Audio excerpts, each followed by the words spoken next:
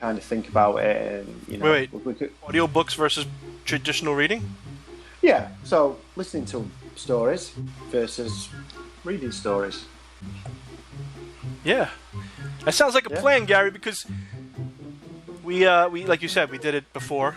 I thought we could maybe touch on, as I said, the differences between the two, but also the advantages and disadvantages. For example, like when you're listening to audiobooks, you have to go at the narrator's pace. Do you know, just things like that? Save it for the show. Okay, let's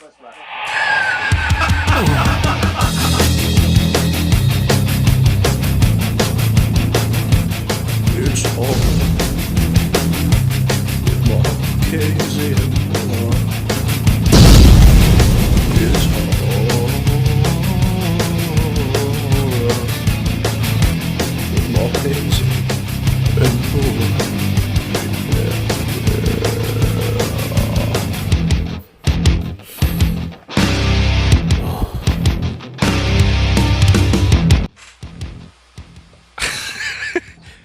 Welcome to Horror with Marchese and Buller. And Gary so badly wanted to talk about this subject again. Because it hurts. Gary wants to talk about this. So I like reading a book. I do. I really like reading a book. It's something about it if I'm at home. But when I'm on the go, I can't carry all these books. Just recently in Puerto Rico, actually, we were talking about, I was able to download Origins onto my Kindle because I went to the library app, Libby. You can actually download onto your Kindle these library books. So I downloaded Origins, which I'm almost finished with, Jurassic Park, and Jurassic Park 2. I wanted to read the novels, because someone told me that the books are better than the movies. I think I would be 60% Kindle, 40% classic book, because I still love classic books. It's just the Kindle is so much easier, and then you got the dictionary in case you need to look up a word and stuff like that.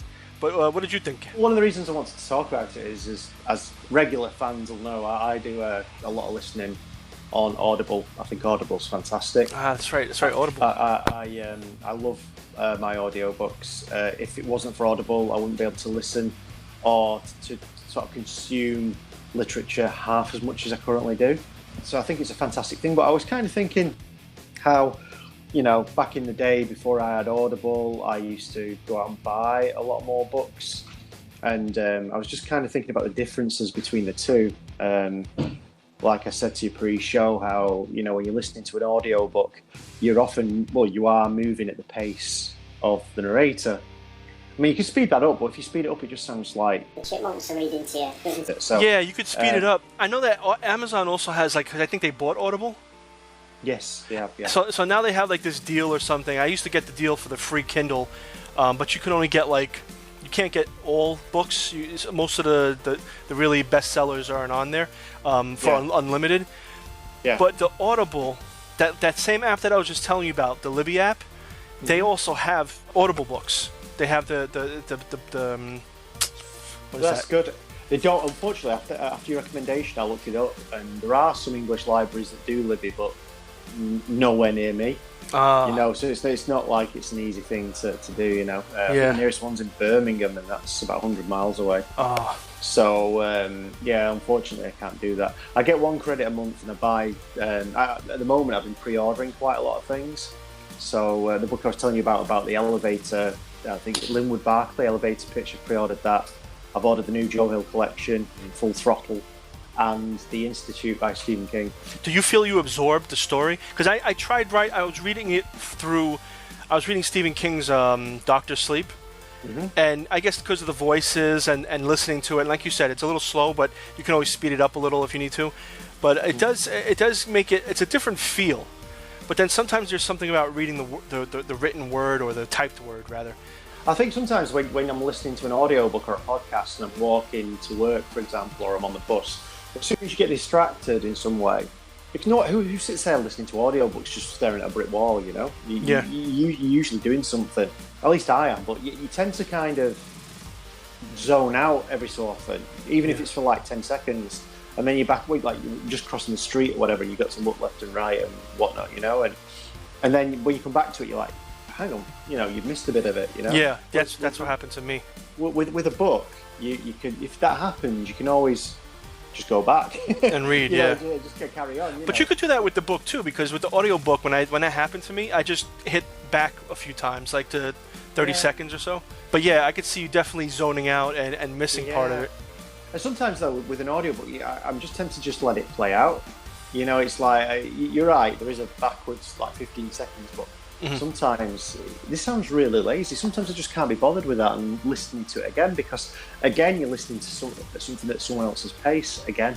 Yeah. So for, whereas it's almost an instantaneous process when you're reading an actual physical copy, isn't it? Yeah. You just go back and just read Skim over it real fast. Yeah. Or there's a part of it you might, a sentence that didn't quite make sense, and you just sort of read it again, and then you can go back to where you were. I also, think that audiobooks are quite expensive if you're going to be buying them as individual things, which is another reason why something like Audible is good, because audiobooks retail at around $25, maybe more, some of them. And that's on sale. Yeah, exactly. Whereas you can pick up books for next to nothing, and although you've got those audiobooks forever, even on Audible, I quite like looking up at the shelf and sort of seeing everything lined up, and occasionally when there's that collectability element to something that I want to read or consume, I'll get both. Do it quite often with the Joe Hill books. I'll almost always pre-order the Audible, the hardback. I'm really looking forward to Full Throttle, though I think it's a collection of novellas, and most of the novellas, I think all bar two, have already been published, and they're already out there. They do like reprints. It's got In the Tall Grass and By the Silver Waters of Lake Champlain in it and stuff, and all these stories that he's already released. But there's a couple of exclusive ones in there. So I've got like my pre-orders sort of queued up, and what's fantastic is you wake up on the morning of release and it's already there. There's no waiting for the Amazon man to come or the Amazon woman to come. Same with the books, the ebooks. They're like bam, Yeah, you just hit play and download, hit play, and off you go. But what do you guys think? Do you guys like Kindle, the regular books, or Audible? How do you consume your books? I know there was some recently on Twitter. I saw somebody getting mad because they were saying somebody, or just readers, read when you can. If you can't read, don't worry about it. You know what? Yeah. Some people were saying you got to read. You got to know what you're doing. Yeah. But sometimes you don't. Sometimes you could be just some mad genius that. I'm a writer genius and I just started writing. And I never read anything. It's possible. This is, anything's possible. We want to know what you think. Let us know. Gary wants to know the most. So much. If you don't let me know, I'll get really upset. Like, really upset. And I smell coffee. Oh, nice. Anyway, we'll see you next time.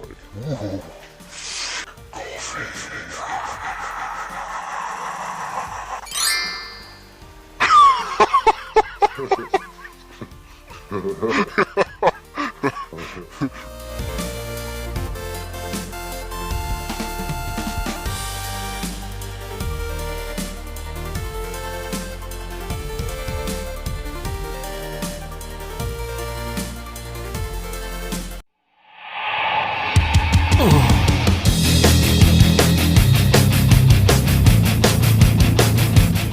It's all with Mark Casey and Mark. It's all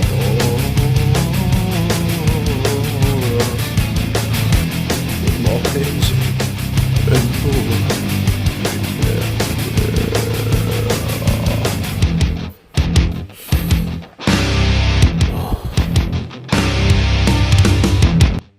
I started again.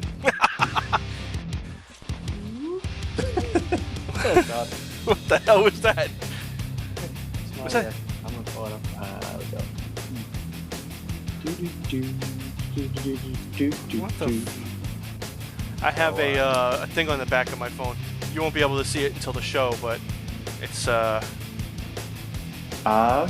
yeah. Like a little stand. Yeah.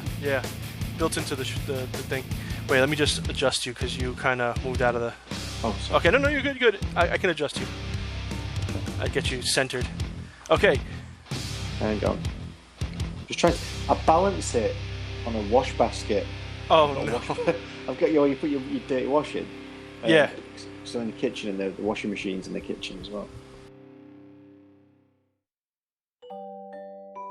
Only did it on audio, and now we upgraded to video, and we're doing better in every sense. We just hitting it out of the park, you know.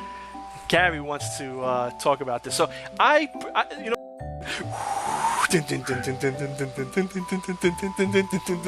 You ever see birds when they get happy? Yeah, there's this. We used to have this bird. His name was Lucky, and every time you started singing, he'd go. Oh, like a mechanical one. No, real.